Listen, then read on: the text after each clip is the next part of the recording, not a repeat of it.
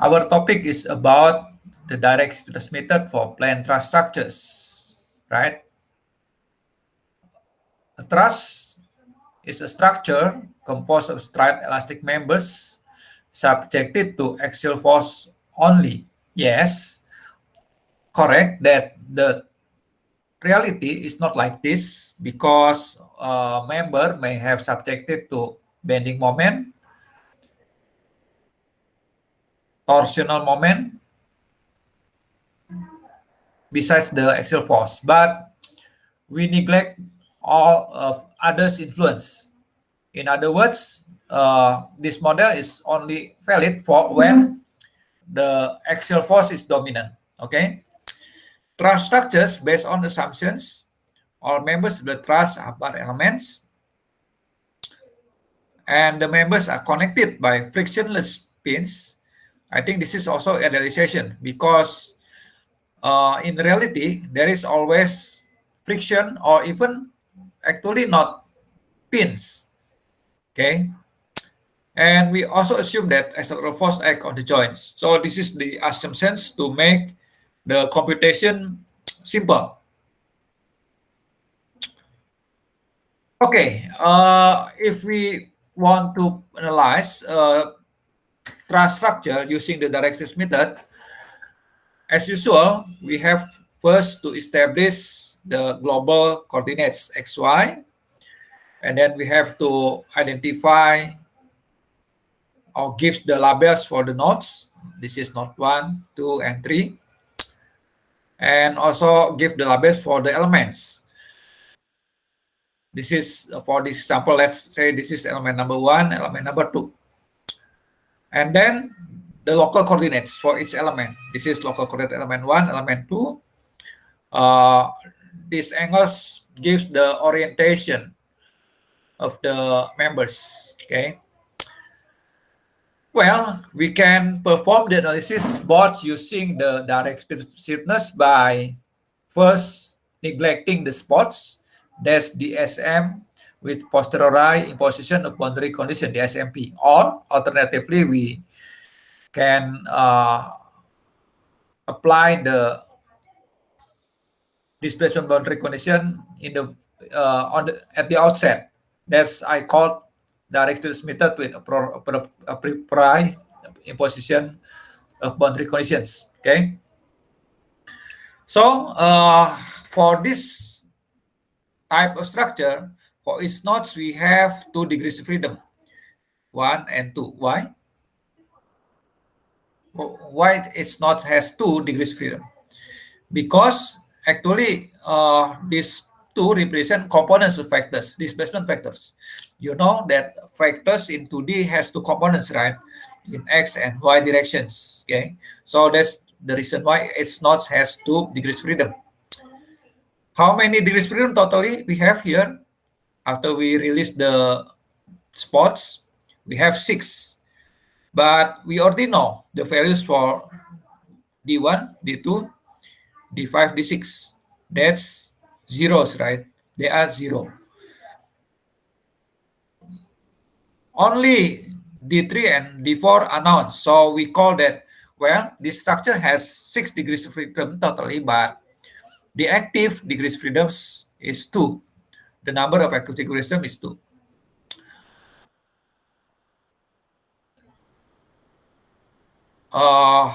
The conjugate quantities for displacement is force. So this is, we have force corresponding to D1, FR1, FR2, and then this is FR5, FR6. I use subscript R to indicate that this is the unknown force. So we have for unknown force, okay, 1, 2, R5, R6. And we have given applied force, that's FA3 and FA4. So the problem is what? Given D1, D2, D5, D6, and FA3, FA4. We want to find D3, D4, FR1, FR2, FR5, and RR6. That's our problem, right?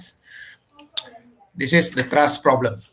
And also, after we know the displacement and nodal forces, the next step is we want to know the axial force for each members. Okay, to build the final element for the truss element, let's consider a typical plane truss element like this. Actually, this is a bar, but the bar oriented into this space, right? Let's say the orientation angle is given by theta sub e. Okay. Let's say this is the global coordinates, capital X, capital Y, and X is the local coordinate system for this bar. The previous lecture, we discussed that when we set up the stiffness equations for this element, that's based on local coordinates.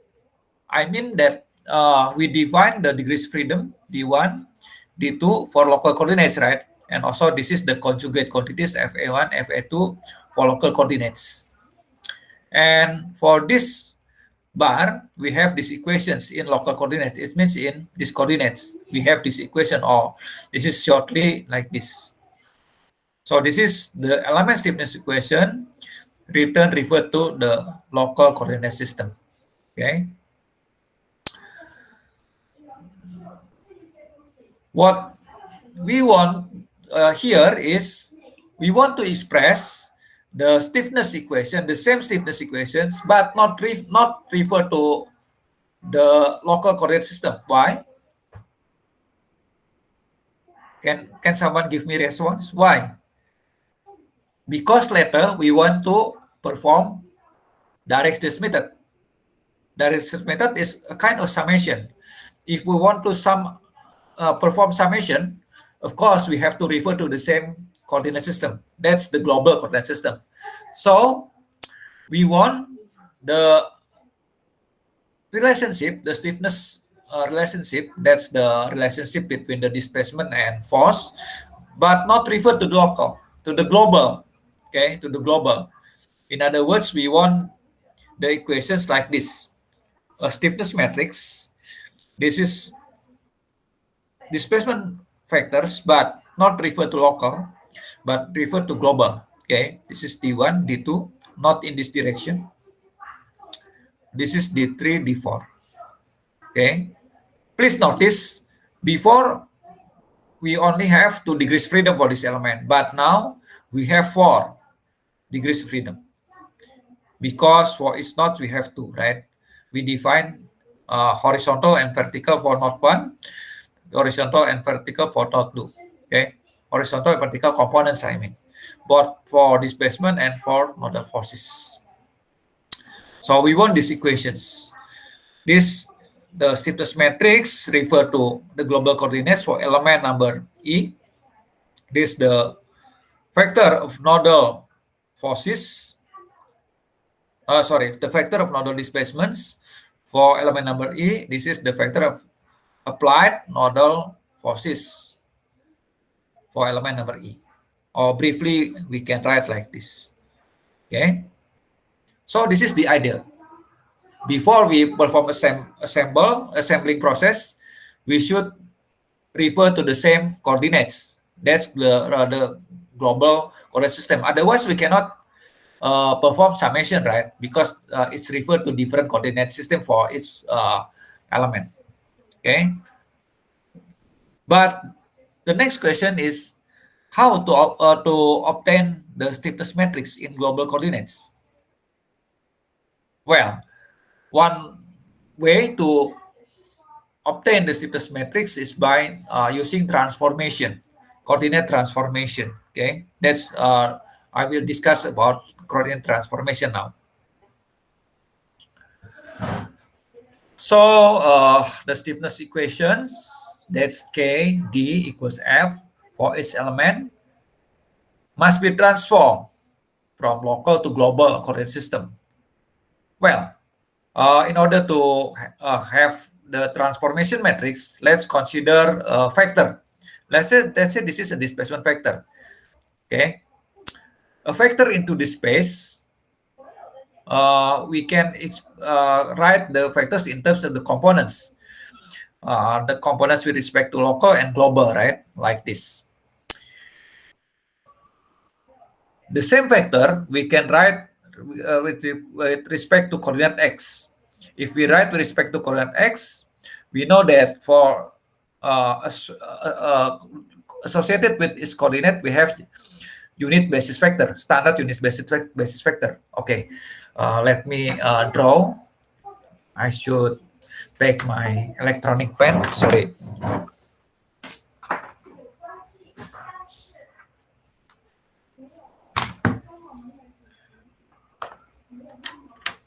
Okay.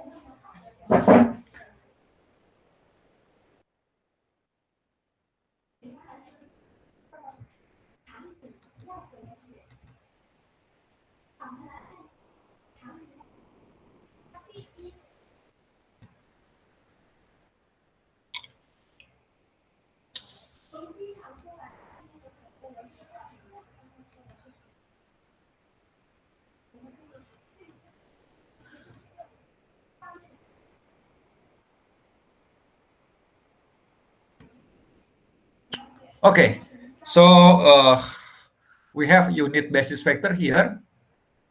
Normally it's called I factor, right? I.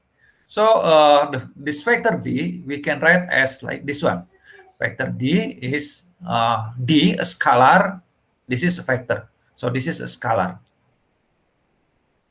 The magnitude of vector D. Okay, so what I mean D is the magnitude of vector D. The magnitude of this one.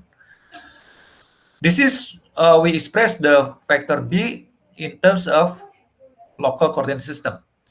But the same vector, okay, we can also express in terms of global coordinate system. That's, we can write like this. This is the first component, the second component. What are these? This is the unit vectors in the global X and Y direction. I mean this one. This is I, unit vector in X direction. This is J in global Y directions. So this is, we say that this is, we express the vectors in terms of global coordinate system. Okay. Because this refer to the same vector, of course, there will be some relations between this one and these two components. Okay.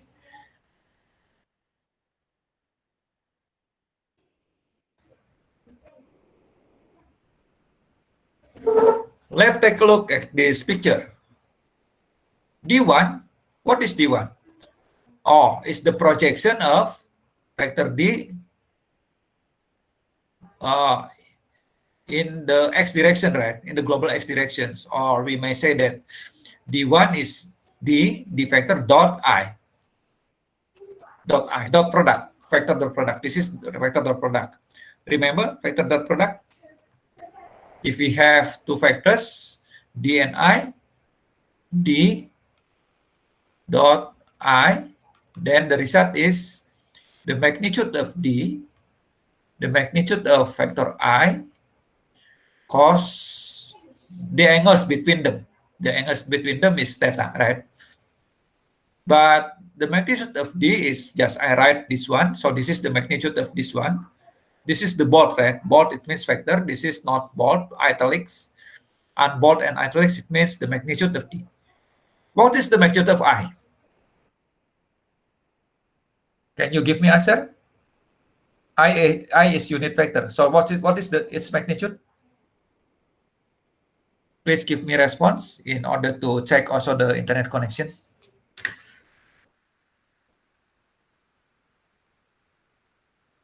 A 1? Yes, of course. Unit vector.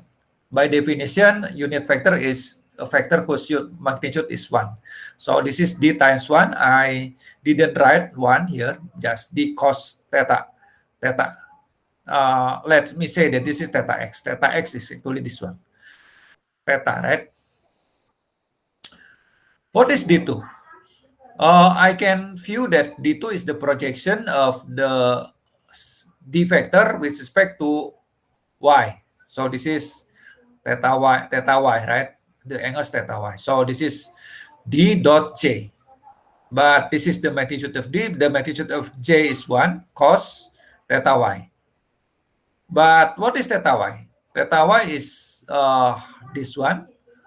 This is the angles of 90 degrees or pi over 2 radians minus theta y, right? Minus theta. So this is according to trigonometry is equal sinus theta.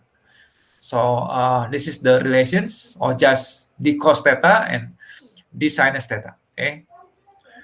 So we have these relations between local and global, right? D1, d cos theta. D2 is d sinus theta. Conversely, we can express differently. If we know big D1 and big D2, I mean capital letters D1 and D2, can we obtain D? Yes, of course. What formula should we use? What equation should we use?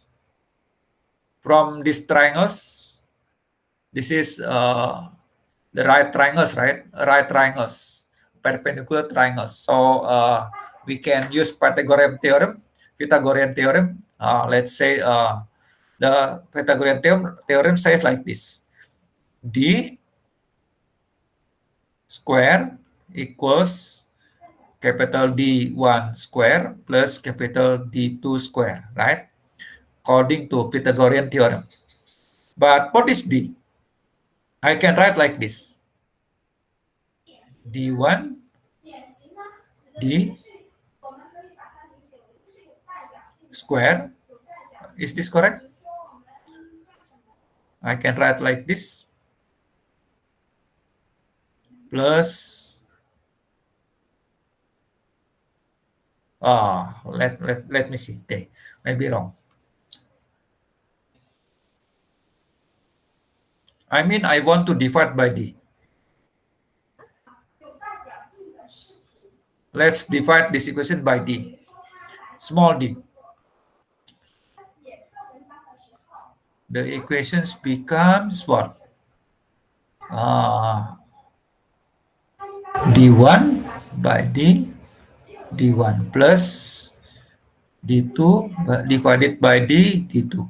Is it correct? It's equivalent, right? To here. But what's this?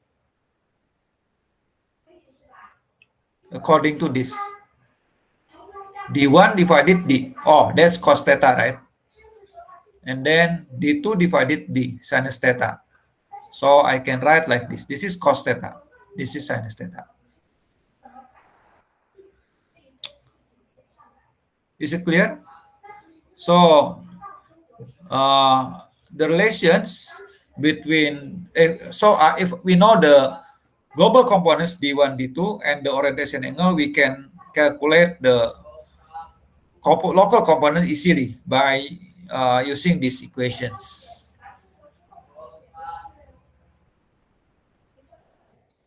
Okay, let's now apply this equation to our truss element. Okay, let's apply here. This is the vector component in local. This is the vector, the same vector, but in global. Okay, D1, D2 at node 1. How about at node 2? This is local, this is global.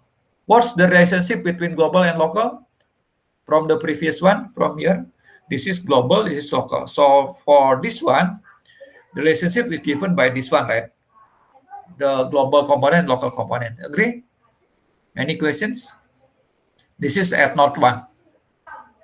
At node 2, this one. So this is the relationship between the global components, D1, D2, D3, D4, and local components.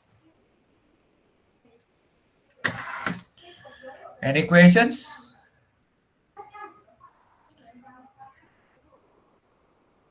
No? So let's now rewrite these equations, these two equations into single equation, but matrix equation like this. Okay, I can write this, collect them together in one vector. This is cos sine. The cos and sine I can collect them in one matrix, and also this is the displacement vector, one displacement vector. C and S stands for cos theta and sinus theta. We have this one. Or let me make abbreviations. This is the same as before. This is D matrix, nodal displacement matrix in the local coordinate system. This is the D, capital D. It means the displacement vector, but in global components, or the vector of nodal displacement in global components. And I call this is T matrix, transformation matrix. It means a matrix that transform the nodal displacement from global components to local components, from global to local. Okay, so this is the transformation matrix, the axial displacement, or not only axial displacement, any vector actually, displacement and force from global to local components. Okay, now let's make use of these transformation equations to change our stiffness equations from local coordinate system to global coordinate system. First, let's change this one. Small d into big D. This equal to this one, okay, from this one, from this equation. Now we have this one. Okay, let's now multiply these equations. It means we multiply from the left with this one, okay, T transpose. We have this equation now. Is it clear? Up to this point, up to these steps, I pre-multiply with this one. Why? Because here I want to change this is in local. This is already good in global components, but this is still in local. So I want to change this into global. I want to transform into global. So that's why I multiply. Here is C, FA1C, FA1S. But what's this? According to this one,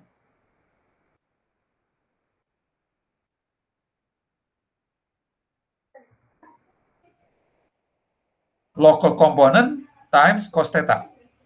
Local components times sinus theta. That's the global, right? Global components.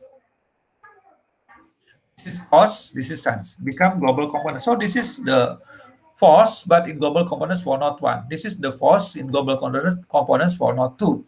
That's we want, okay? So this we can write like this. So the right-hand side represent the element of the force in global coordinates. So we have already that we want to. That's the force components in global, the displacement components in global. But we have this one. What's this? We may say that this nothing but the stiffness matrix, right? This is the stiffness matrix, but written in terms of global coordinate system. So we can conclude that, well, the stiffness matrix for truss element, but refer to the global components, is this one, T transpose KT. Okay, now just plug in the T. What is T before? T is this one, right? CS 0, 0, 0, 0, and the stiffness matrix is AE over L 1, 1, minus 1, minus 1. This what? Transpose. This one transpose. So this is this one, right? CS 0, 0, and then 0, 0, CS. So multiplication of this matrix gives this one. Okay, that's the results. So in other words, This the formula for the stiffness matrix of truss element into this space. This one. Okay. Any questions?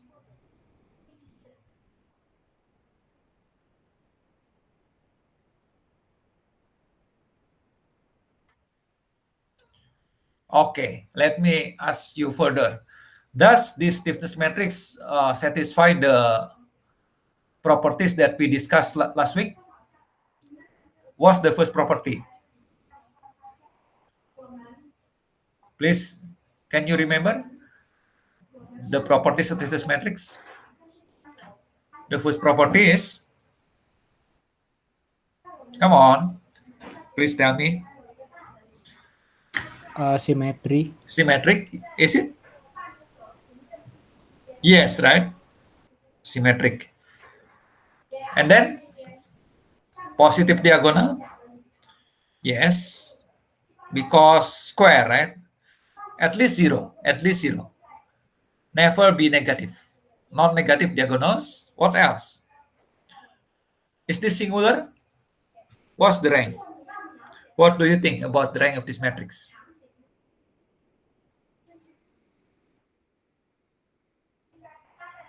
Anyone want to give answer?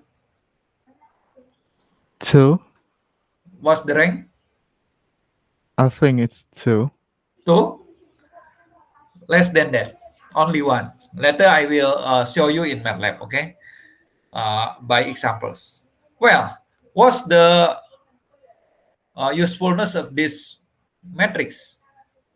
Or the usefulness of these equations? By these equations, we now have the element equation, the stiffness element equations that we can use directly in the direct stiffness method to obtain the unknowns, the displacement. Once you know the displacement, as I mentioned before, we can calculate the axial force or normal force, internal normal force. Here, okay, look at this. The internal normal force is equivalent to F2 because the normal force is like this, but the sign convention is like this. Okay, this is N, this is N, right? In other words, this is equal to this one. So to obtain the normal force, just read from these equations the second row. What's the second row says? EA over L minus 1, 1, or in other words, D2 minus D1, right? D2 minus D1, or I just take the second row, this. But if we already know the displacement, we can use this one, right? What is local displacement? This transformation of the global displacement. If we are interested to calculate the stress, it's just the normal force divided by the area. Okay, so just remove this one, E over L minus 1 minus 1 PB. This matrix is sometimes this one, I mean E 1 over L minus 1, 1 is called B matrix. Okay, B matrix. Later we will call it B matrix. Okay, that's how we can compute the internal forces for its members once we already have the displacement in the direct stiffness method. Okay. Okay, let me give me example. Like this, for example. Well, let's consider an equilateral triangles like this, or truss. Let's say given the force P like this. And then prescribed displacement, it means we know delta. For example, 1 millimeter like that. Okay. And then what else? Of course, we also know L. Okay. This is L, L, L. So the height of these triangles is L over 2 square root 3. Okay.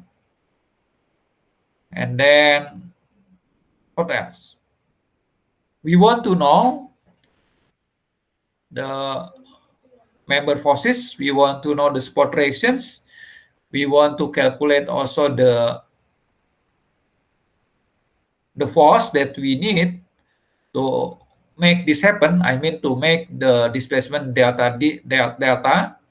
That's all that what we want to know. Okay, so in general we want to know the nodal displacements, support reaction, and member forces. Please use the direct test method for this problem. Well, I want to use two types of direct test method. For example, in here, first I want to use this DSMP, what so-called DSMP, and then later I want to explain to you how to use the DSMA as well. Okay. Okay, let's begin with the DSM P-verse. For the direct stiffness method, with posteriori position boundary condition, it means first we remove all the boundary conditions. We remove the spot here. Okay, it's become free. As usual, we should establish or we set up the global coordinates. Let's say in here x, y. Of course, can be anywhere, can be in here, in here, up to you. But let's say I use this coordinate system, right? And then let's give labels for each nodes 1, 2, 3, and for each element 1, 2, 3. And then we also should set up the local coordinate system normally from lower number nodes to upper number nodes. So this is from 1, 2, 2, 3, 3, 1. Okay, 1, 2, 3. We know that for element 1, we have the stiffness equation, this one.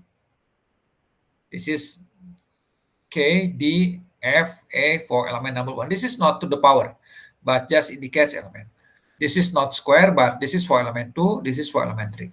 Okay, we have these equations. Refer to global or local? This is global, with global already, because I use capital. Okay, in my lecture, if I use capital, it means the stiffness equation refer to global coordinate system. Okay. Next. Well, actually, if we want to know the reason why, what's behind the direct test method, we know that there is connection, right, between this is the global coordinate, the global degrees freedom, D1, D2 for its nodes. This is the local. This is the local one for element number 1, number 2, number 3. Okay. This is just I explained again. I know that we can directly use MCOT, but here I just explained again. You don't need to do this in your homework later. This is I do this for explanation. Okay. The connection given by to establish the relation between the local and global displacements. For example, this should be equal to this, right? This should be equal. Why? Because actually this bar is connected to this joint. So this one should be equal to this one. How about this one? This should be equal to this one.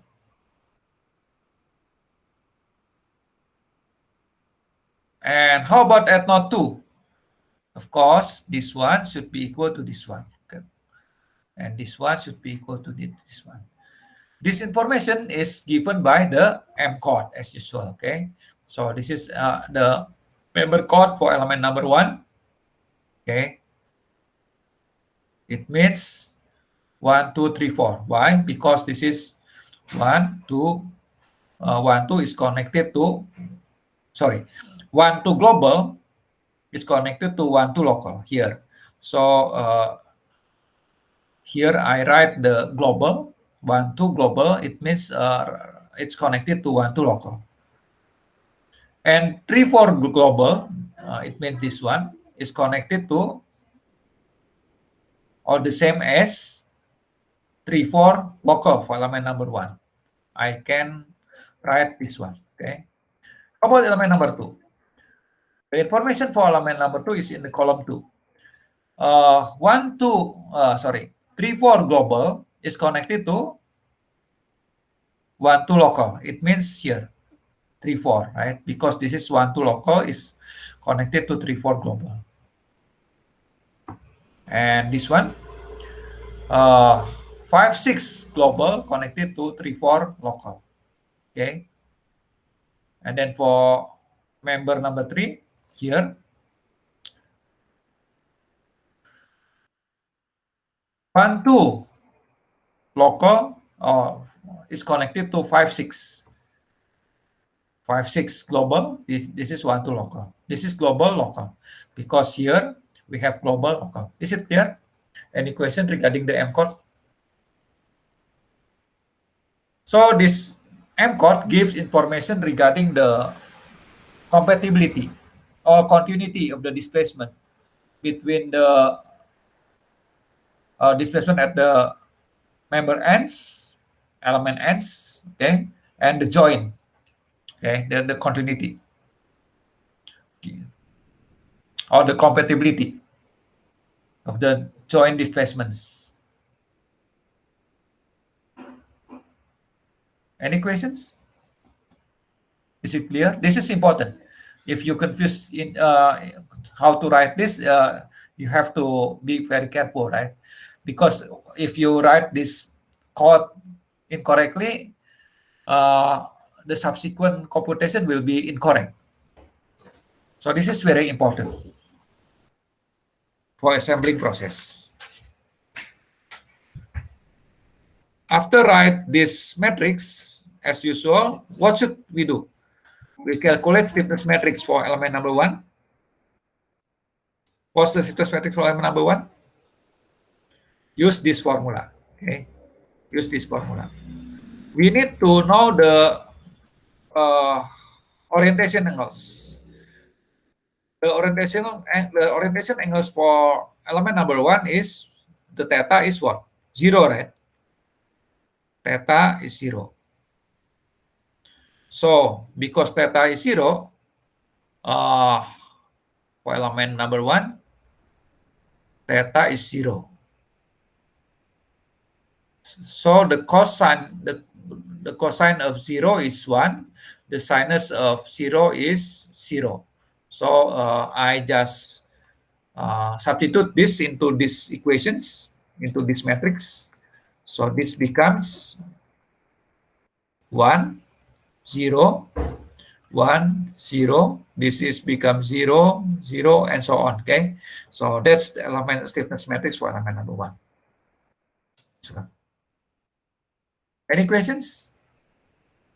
Oh, don't forget, we have also here, I have to write the stiffness, right? That's AE over L. It means we have here is AE over L for element number 1. Any questions?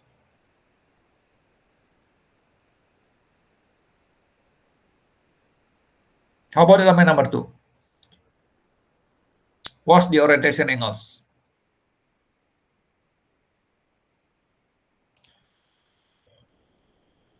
Orientation angles is the angles between the global X and local X.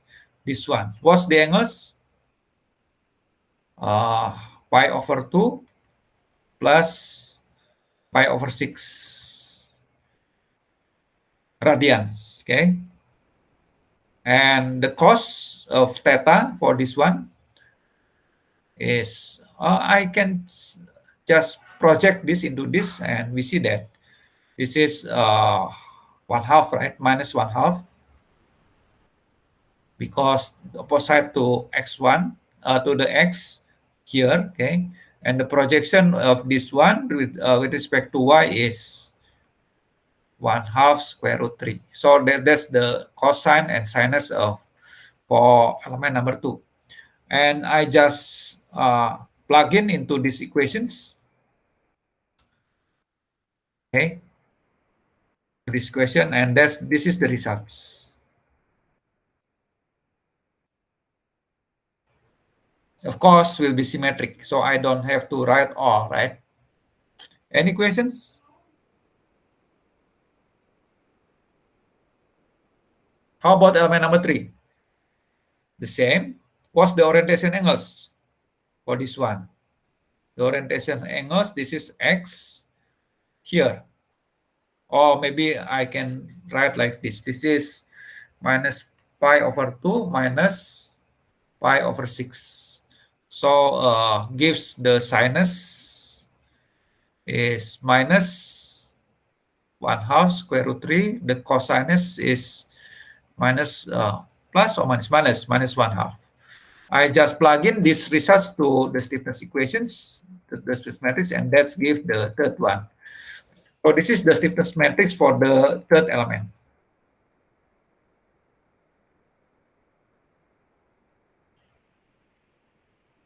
After you have the stiffness matrices for each element, the next step is to perform assembling, right? Assembling. Assembling is meant to add according to MCOT. To add them together, but not a direct addition, of course, but an addition of the matrix following the address given by the information in the MCOT matrix. So this the results.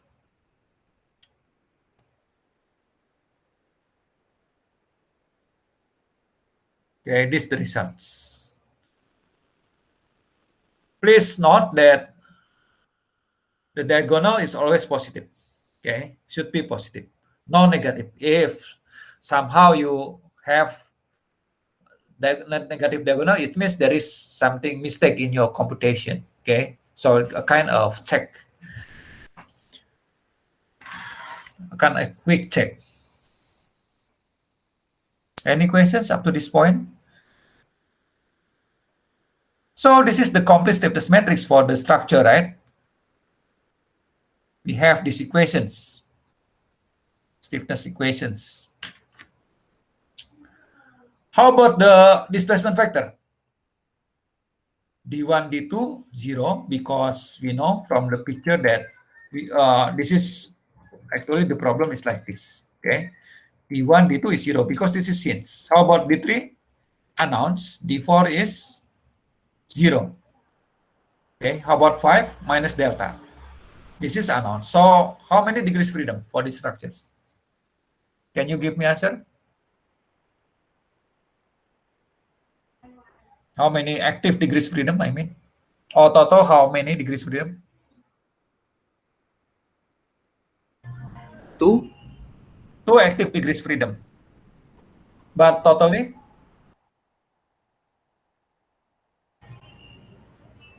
6.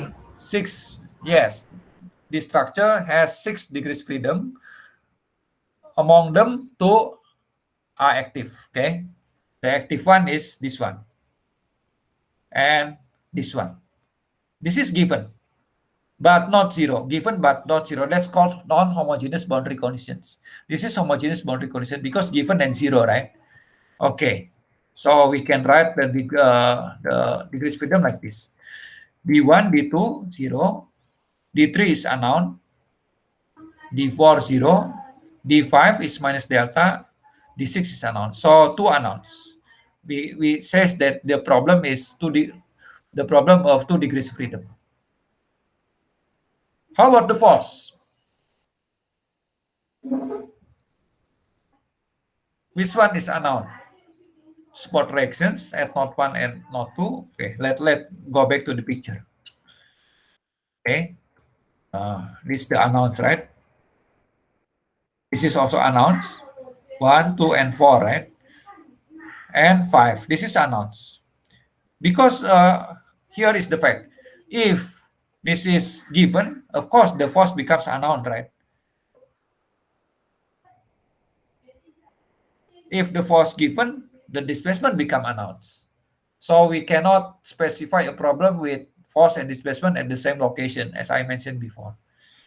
What's given here? Delta is given here, according to the problem, okay? Prescribed displacement delta. So this is unknown. We have how many unknowns? For force, 1, 2, 3, 4, okay? So we have this one as announced. 1, 2, 3, 4. This is given at node 6. Why should be minus? Because in the direction downward, opposite to the y-axis. So this is our problem statement. How to solve? So we want to solve the for this one, to obtain this one, right? And then this one. There are 6 unknowns, but we have 6 equations. How to solve this?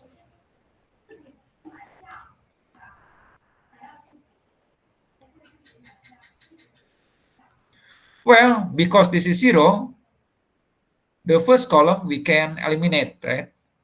Because this will be multiplied to the first column. Okay. We don't have to regard the first column, also the second column, because this is 0. Okay, this is D3. But this is also the fourth. D3 is unknown, so let it be like this. This is we can strike out. How about this one? Let it be like that. Okay, so we first can we can remove the rows and columns associated with the first and second and fourth, right? Second and fourth, and then we left with this equation, reduced equations. Okay, we just consider the third row, the fifth, and the sixth rows. Okay, and then we have these equations. Again, for homogeneous or zero boundary conditions, we can simply deleting the rows and columns corresponding to the zero displacement dose from the original stiffness equation. We have reduced stiffness equation like this, only involving the degrees freedom 3, 5, and 6. Next, what should we do?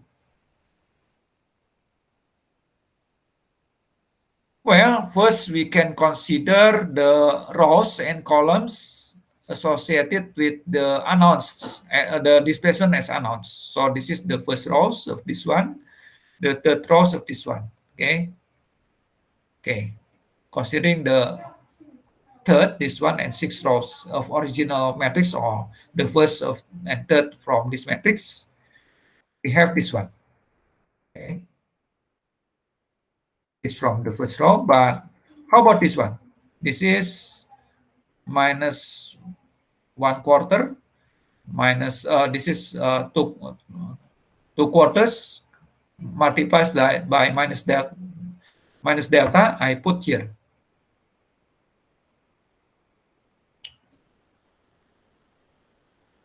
Oh, no. This minus 1/4 and 0, right? And I only consider this one and this one. So I put here. This is equal to the right-hand side. Any questions? And then next, because we know this one, all the data here we know, we can put to the right-hand side like this. Just put to the right-hand side. Well, the data of this all are given in numbers already, right? Because we know L, E, A, and minus B. This is also we know. We now can solve this using Gauss elimination, for example, to obtain D3 and D6. Okay, to obtain D3 and D6. In general, as I mentioned before, we can perform this automatically by separating the matrix like this. So in general, again, I repeat that in general, we can perform the computation by partitioning the matrix like this into active and inactive degrees freedom, and then we use this one. Okay, in general. Okay. For example, you can do this. For example, if you want to use these general equations, which one is KAA? KAA is here. A is 3, 6, and so this is KAA.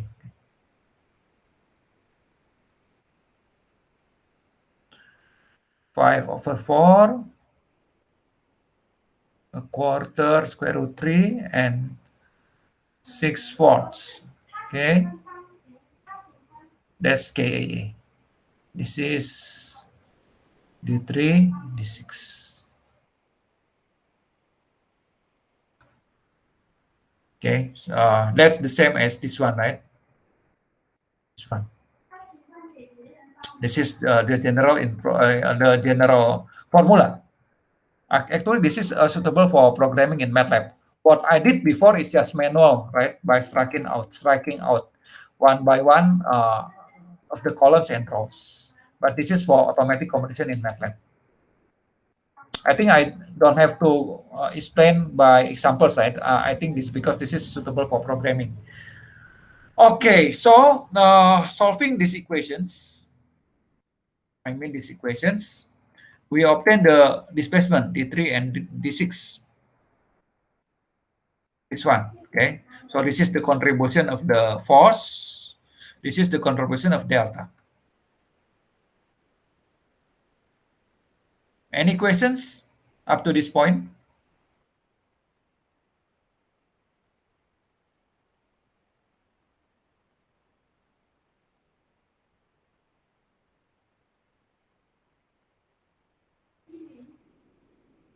This is not yet finished. We already have the nodal displacement. That gives the information about the deformation of the truss. Next, what should we do?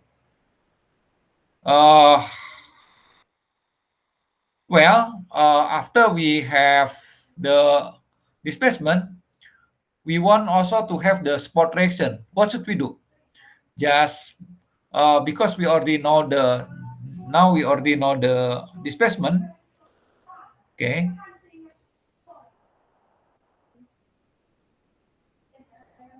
Now we obtain the displacement already. The answer is, what's the answer? That's the answer, right?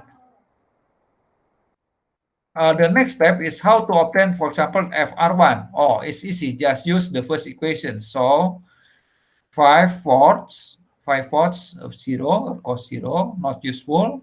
1/4 square root 3 times 0 is also 0. So it's minus D3. 0 times 0, 0, minus, okay, plus 1/4 delta.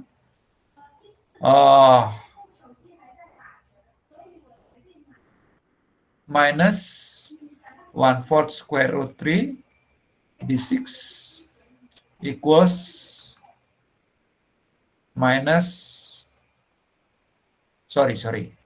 Which equation I should use? Oh, this one, FR1. So because we know already this one and this one, of course, we can calculate FR1 from this equation. Okay. And also for FR2, we consider the second row. For FR4 and R5, we consider the fourth and sixth equations. So we can calculate all the support reactions, all the displacements, and we can check, okay, whether it's the structure in global equilibrium. For example, does the structure in equilibrium in horizontal direction, for example. Horizontal direction, this to here and here. It's clear, right? Because the same. Give the same. How about horizontal? You can check by yourself. This P downward, this upward, and this upward. And this eliminate each other, right? So it's in the global equilibrium. And also, if you can check also the moment. For example, about joint 1. The global moment is all in equilibrium. So the finite element solution should satisfy the equilibrium equations. Otherwise, something wrong with your calculation. Okay. Any questions?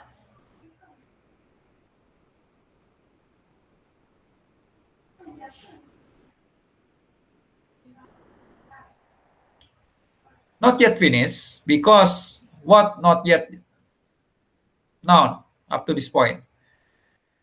Element forces or member forces, member normal forces. yes, this is just a kind of check whether the structure satisfies the global equations. That's the KD equals FP. The total force. I mean, in general, this, as usual, we can split the force into applied nodal force and the unknown reaction. But in this problem, I think we don't need. I don't think that we don't need this. But this is in general. Okay. I think. Well, after we obtain the global displacement, how to obtain the normal force for each element? For example, element number 1. This is the global displacement. From M chord, we can calculate this one, right? This is M chord 1, 2, 3, 4. Oh, this is belongs to element number 1. So this is, we just copy this information to element number 1, and then we use this formula. This the D transformation matrix is C. So this is T1 is this one. Transformation matrix for element number 1 is this one, right?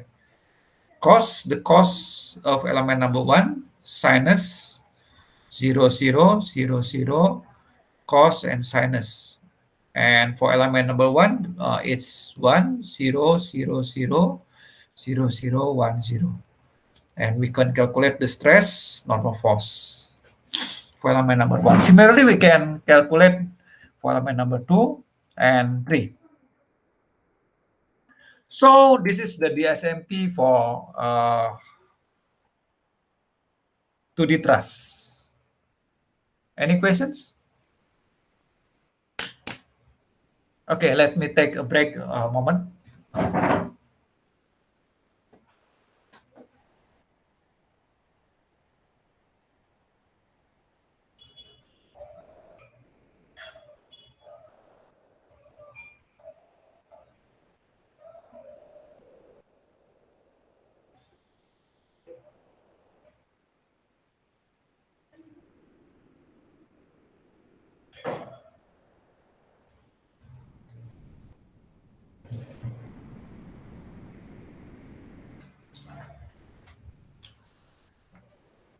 Come on, give me response to make sure that our internet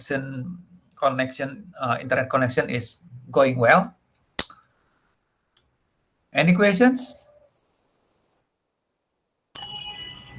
Not yet, sir. Not yet. Okay. Of course, finite element is suitable not for hand calculation, as I mentioned before. It's suitable for computer programming. So, how to make a program using using the SMP? Okay. This is the scheme, the algorithm. We prepare the input data, and then our program will read and echo the input data. Echo, it means preparing for the subsequent computation, and then performing the assembly of the stiffness and force matrix, and then apply nodal point forces. It means the forces at the nodes, solve the equations, including this the support reactions, and then after the support reaction, we compute the elements to stresses, plot the results, finish. That's the program that I make in my book. Okay, let me show you for this problem. Okay, for this problem, how my program works.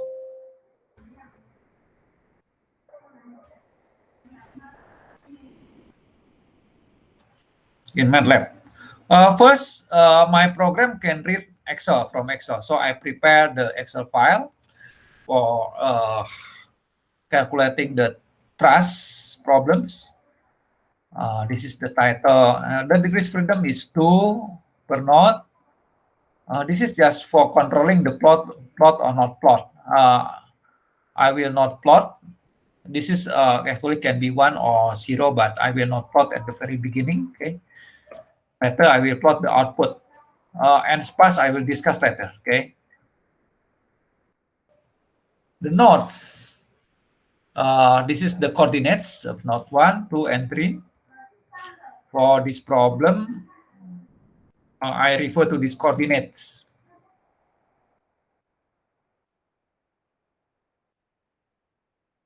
Okay, to this one. Okay, so this is not 1, 0, 0. This is, let's say L is 1. Okay, 1 unit. So this is 0, 0. Number 2 is 1, 0. Number 3 is 1/2, because 1/2 L, the X and Y is square root 3. 1/2 square root 3. That's the input for coordinates. And then element connectivity. Element number 1 is from node 1 to 2. Okay, it's clear. Node 1, 2, 2, 3, 3, 1.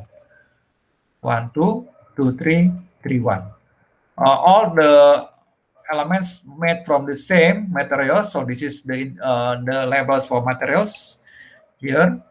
What's the materials? Because this is just symbolic, I use A is 1, E is 1. Because this is symbolic, I didn't give any information. I don't give any information for the materials, so I just put 1. Okay. And then restraints. What kind of restraints? Restraints is mean the spot conditions. At node 1, we prevent the displacement in both directions with the value of 0, right? So this is 1, 1. It means we prevent displacement with the value of 0. At node 2, what's at node 2? This is free. Free, it means 0 in X, but in Y, we prevent. It means roller, okay? And in node 3, we have -1, okay? -1, it means this is the displacement in X direction, -1.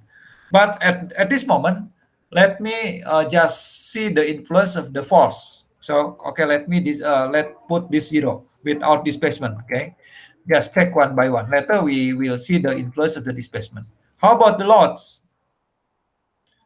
The load is at node 3 in this direction, Y directions, minus P, -1, okay? So, because this is symbolic computation, I put everything 1 in here. Any questions? And then this is the program that I create. You can learn the details by yourself.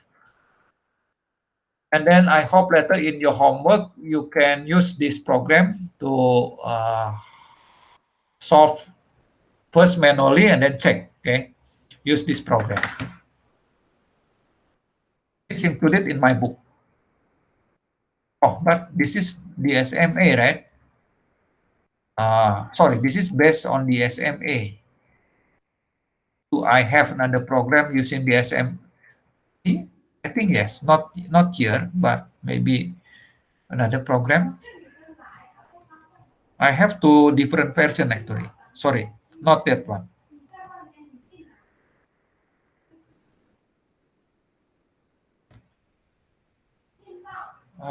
I think Trust, this one. This is the program that based on the DSM-P. This is the main program, okay? For this one, the input cannot use the Excel. Sorry, not this one. So this is not this one. This is for the SMA letter. The data is in here in MATLAB. Here, the data the same, basically the same. We need to give the input for this is which model. Oh, this is 2D truss, okay? This is can include 1D bar, 2D truss, and 3D truss. This is the coordinates like before, materials, connectivity, restraint. Okay, this is the load. So this is because of the only force. Let's run the program. Just type go. Let me check a moment. I want to show you the steps in programming. First, this is the function that I make in order to read the data, okay, read the data, and then preparing for subsequent computation. So this is the variables that I need for subsequent computations. And then calculating the stiffness matrix here. I think I can stop up to this. Let me stop up to this point first. I think this is just not use parts first, use zeros in order to make it clear. Zeros.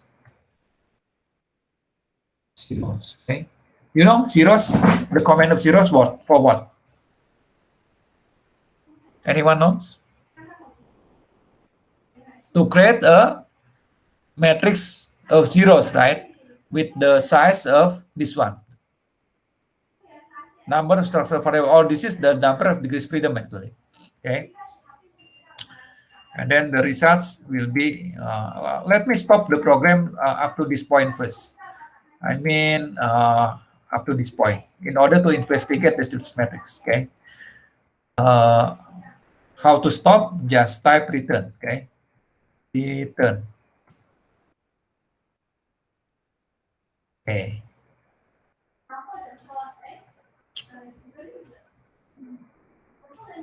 Stiffness matrix.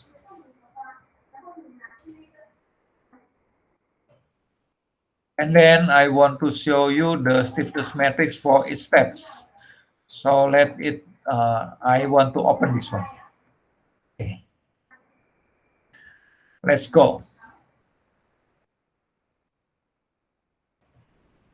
Let's go.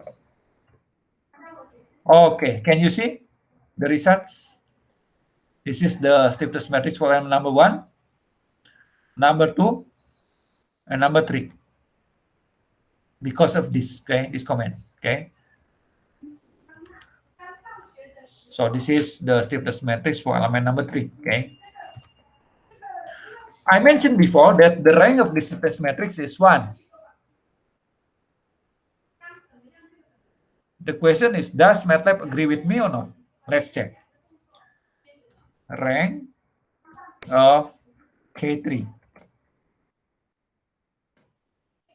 Hello MATLAB, give me the rank of this matrix. What's MATLAB answer?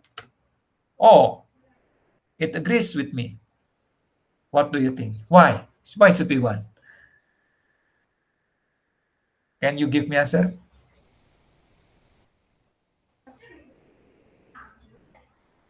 One, it means what? There is only one factors that is independent. It means even though the stiffness matrix there is 4 rows and 4 columns, but they are not independent, it's other.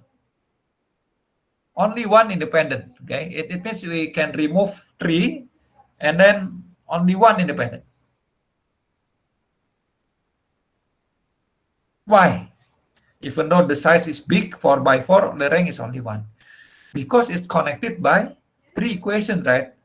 3 equilibrium equations. The equilibrium in x directions, in y directions, and moment. Because of we have 3 equations, that's connected the rows. It means among the rows, there is some linear dependency. So only one is linearly independent. That's the physical reasons. Another reason is, you know, this element. Can you see my pen in your screen? Not yet, sir. Oh, not yet. Because maybe I should change the background. Sorry, let me change the background.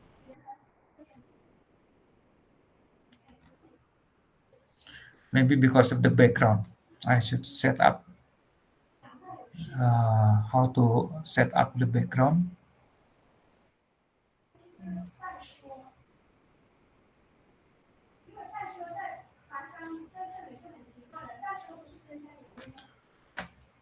Yes, I think you can see, right, my pen, right here, right? Yes, sir. This contain how many rigid body motion. We can move in X direction, Y direction, and can rotate. So it contains 3 rigid body motion. That's the reason why the stiffness matrix only have a rank of 1, even though the size is 4 by 4. That's not the reason. Okay. Any questions? So that's why in my MATLAB, not only in MATLAB, but as I mentioned before, that the rank is always 1 for the stiffness matrix of the truss and bar. Okay, let me continue.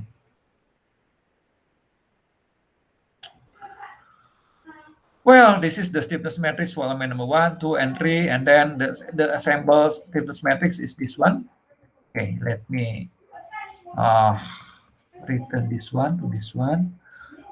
Okay, I think it's okay. But the assembled stiffness matrix is here, S-stiff. Okay, S-stiff in S-stiff. S-stiff, which one is S-stiff here? 6 by 6. Okay, this one, right? What do you think of these equations? 6 by 6, yes, but what's your opinion about the rank? Is it singular? Is it a singular matrix?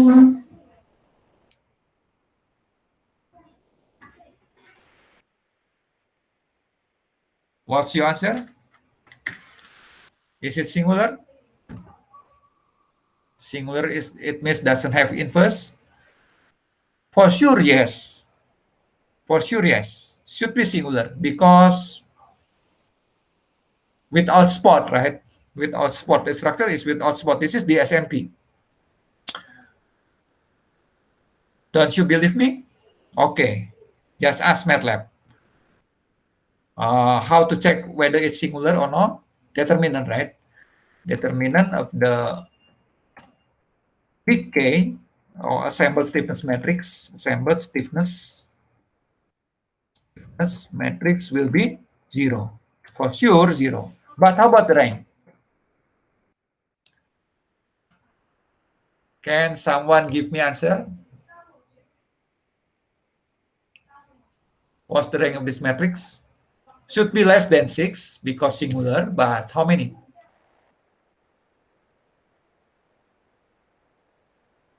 How many of the rows are independent each other? What do you think? I guess the rank will be 3. Okay? The rank of this matrix will be 3. Okay, let's check with MATLAB. Rank, sorry, this one tends to rank. I guess will be 3. Yes, MATLAB agrees with me again. But why? Why should be 3? The same reason as before.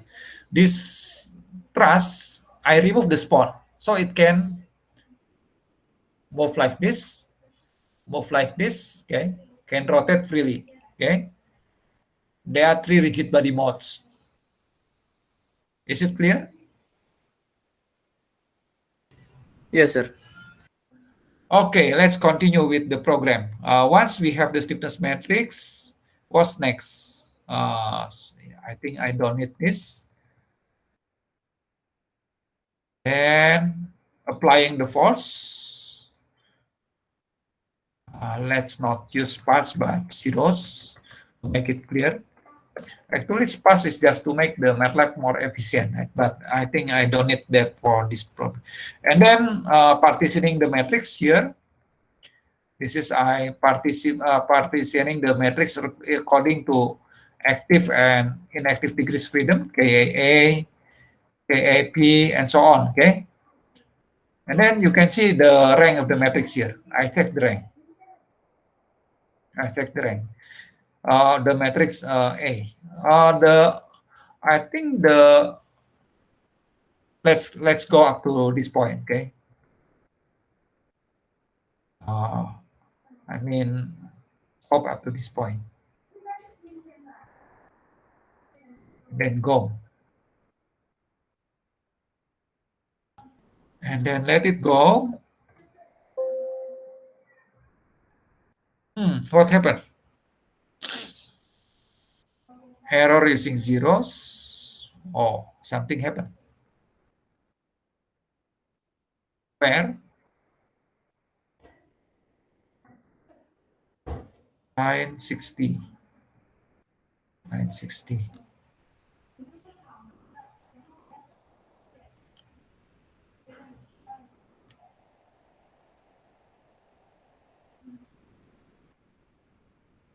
With real numbers size factor. Oh, maybe it should be this one.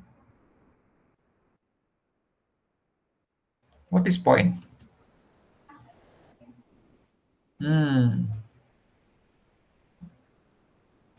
Not that one, but maybe this non-it this one. Just directly like this. Okay. And okay. Now the rank is 2 for KA, of course, 2 because we remove all the active degrees freedom, right? The inactive degrees freedom from 6 become 2, right? And that's not singular. If not singular, the rank should be the same as the size. Okay. Actually, this is the rank. This is, I think, the same, right? The size is 2, but the rank also is 2. Yes, the rank, the order of the size, the rank is KAA. I mean, this is KAA. Okay, KAA. And then this is just for checking the rank, and then after that, solving the equations. Use Gauss eliminations. Remember, what's this? Backslash, right? Backslash, it means solving for displacement by using Gauss eliminations. And then after that, after obtaining the displacement, we obtain the force. Then we can calculate the reactions, stress, and so on. You can learn by yourself and then plot the results. Okay, let's take a look at the results. Go. And then this is the graphs like this. Okay, so this is our truss. This is the node number 1, 2, and 3. The deformation subjected to only force. 2, let's say the scale is 1. Oh, very large, too large maybe. Because, why too large? Because the displacement is, not the displacement, because this is the modulus plasticity is fictive, right? Not true, only 1. In order to make a reasonable displacement, I just put the scale, maybe 0.1, okay, like this. Okay, it's more realistic. Only due to the axial force, the truss is moved here, okay, and then exit. Well, in order to include the effect of the prescribed displacement, I can change the input data in here. Input data in here, okay, because the displacement in node 3, this is node 3, is not 0, but what? -1, right? I can put here -1 delta. So this is the results. And again, we can just take a look at the deformed shape with the same scale, 0.1. Okay, this the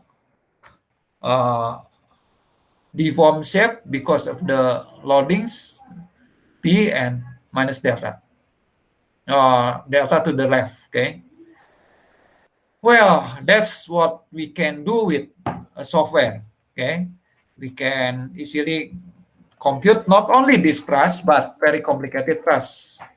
I will show you the example later, but that's one of my example. Any questions regarding the direct test method and its implementation in the computer?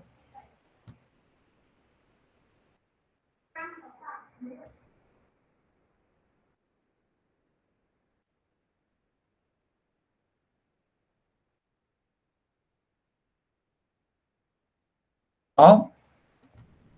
If no, let's continue with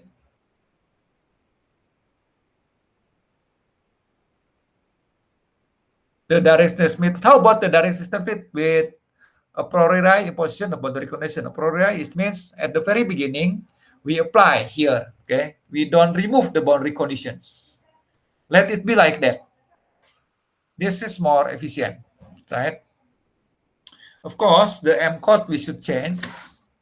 We should change the M code here.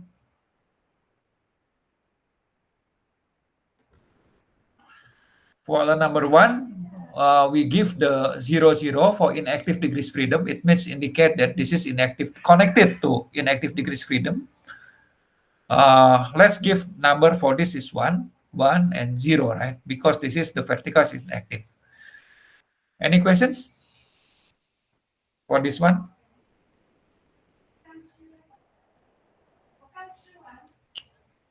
Number 2, element number 2 is 1, 0, and 0, 2. Element number 3, 0, 2, and 0, 0. So the maximum number of this M code for the SMA, I call this is active, M code for active degrees freedom is 2. Okay. Any questions? Next, as usual, using this M code, we can assemble to obtain the reduced stiffness matrix directly. So in the SMP, we obtain the complete stiffness matrix, right? And then we reduce the stiffness matrix. But here in the SMA, we directly obtain the reduced stiffness matrix. That's the benefit of the SMA, right? Especially if we perform the computation manually. We directly obtain this. I recommend this DSMA for manual computation, particularly in your exam, for example, because it directly goes to this one. Very short, right? Any questions regarding how to obtain this one? From this one, element 1, element 2, element 3. And then we go to here.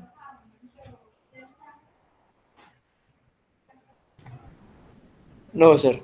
No, just direct, just summation at the appropriate location, right? For example, you sum up 1, 1, and 1, 1 here. So 1 plus 1/4 become 5/4, and so on. Well, the problem here is how to include the prescribed displacement here, non-zero prescribed displacement, because we cannot include here. The answer is we should include the prescribed joint displacement in the element level.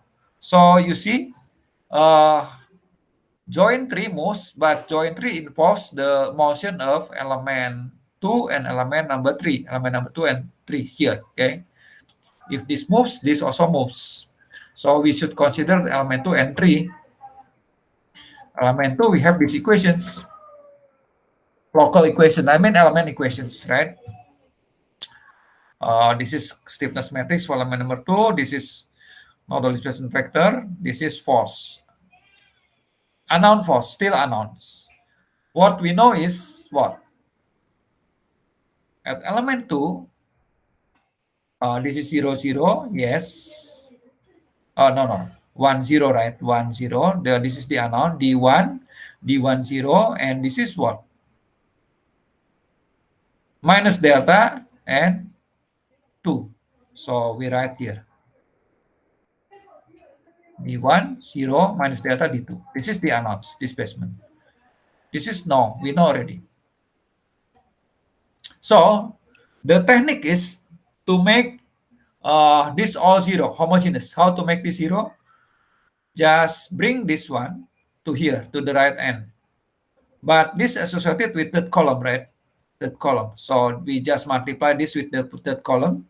Here, this is the third column. And then bring to the right. So this is become 0. Okay? That's the technique.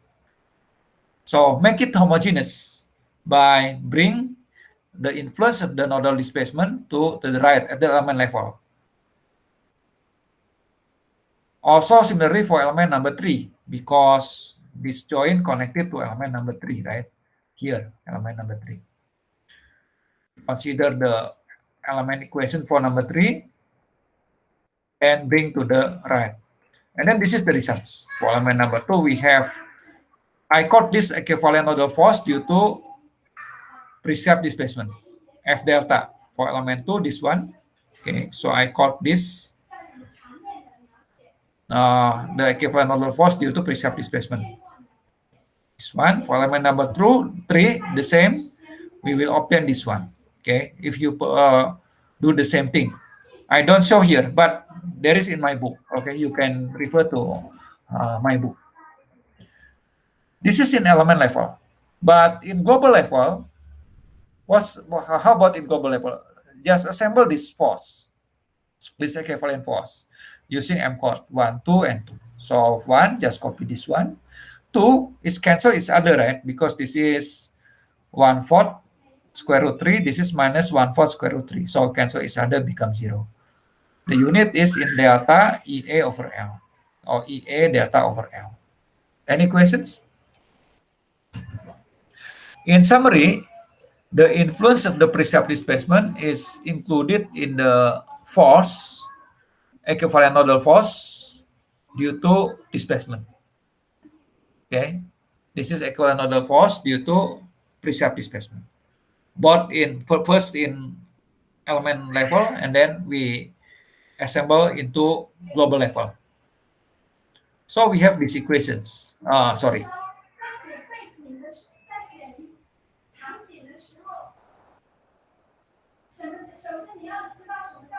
I think I jump this one.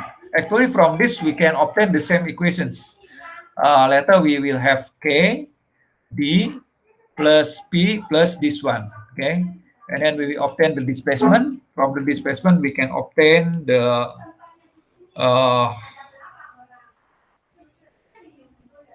joint forces. Okay, the joint forces. I think I a little bit jump here.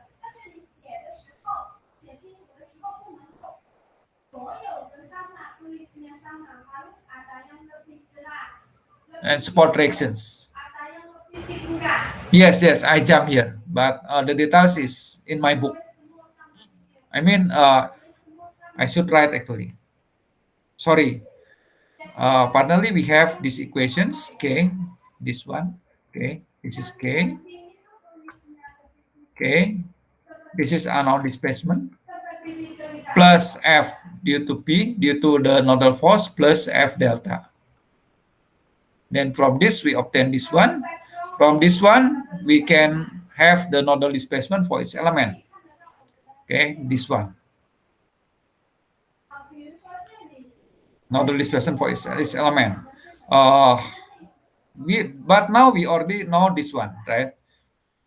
We already know this one from the disassemble. You remember, after we assemble, we disassemble, right? After we obtain the displacement, and then by multiplying K and D, we obtain this one, okay? Nodal displacement factor. In order to have the spot reactions is P, because you know that the spot reaction is we compute lastly. We perform for node 1, for example, this is node 1, spot reaction at node 1. Node 1 is shared by element number 1 and 3. So we add the contribution of element number 1 and 3. So element number 1 here and element number 3 here. For node 2 is shared by 2 and 1. For number 3 is I mean node number 3 is 2 and 3. This is the element. Okay. This is the spot reactions for its nodes. I think the results will be the same as before. Any questions? Regarding the coding, for the SMP is a little bit difficult because we have to change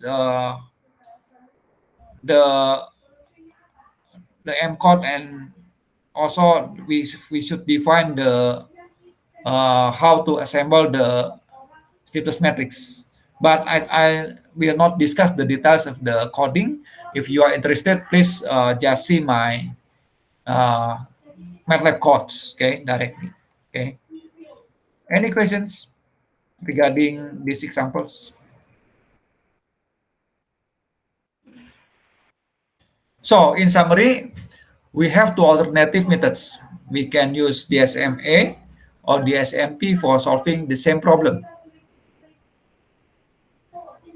The difficulty of the DSMA is to obtain the influence of the prescribed displacement and also the way to calculate the support reactions.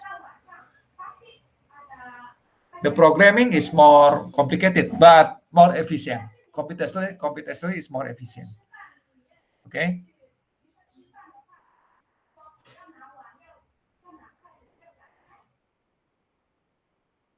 No question? Do we still have time? I think yes, because we begin at 3 o'clock, right? Maybe I will be a little bit late now, up to 4:45 maybe. Any questions? No. Let me continue a little bit, okay? What's the next topic? The next topic will be the direct test method to space truss. It means truss but located in the space. Using the basic principles like before, we have a truss, and then we consider one element like this. But this time, the element located not on a plane, but instead somewhere in the space. So we should define the global coordinate as x, y, z, right? This is the 3D coordinate, and then this is the local coordinate for the element. As usual, what we already have. We already have the stiffness equations in terms of. We have already this equation in terms of local coordinates, and then let's say the direction angles of this element is given by theta x1, theta y, and theta z like this. So this is the direction angles. We call this is the direction angles. The same techniques to formulate we want the stiffness equation, but refer not to local, but instead to global, because later we want to use in the direct test method. And the same techniques that we use for 2D truss, we will use also to derive the stiffness equation for 3D truss. But the details of the formulation I will give next week, okay? Because now the time is up already. Any questions?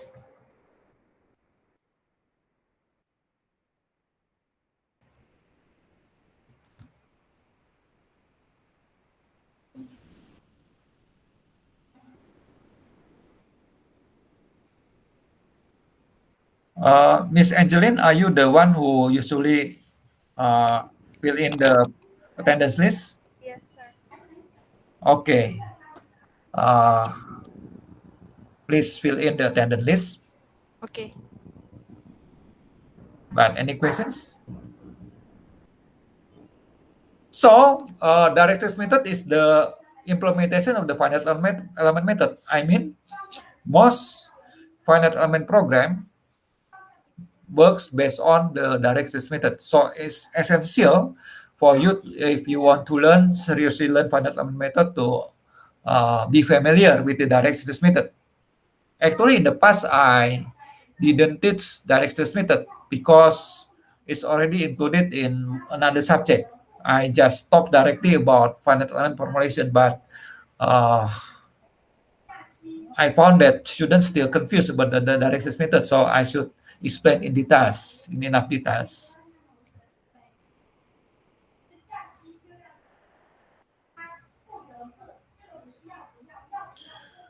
If there is no questions, see you, and as usual, I try my best to post homework soon, very soon. Okay. Okay. Thank you, sir. Okay, Okay. sir. Thank you, sir. Thank you, sir. Sir.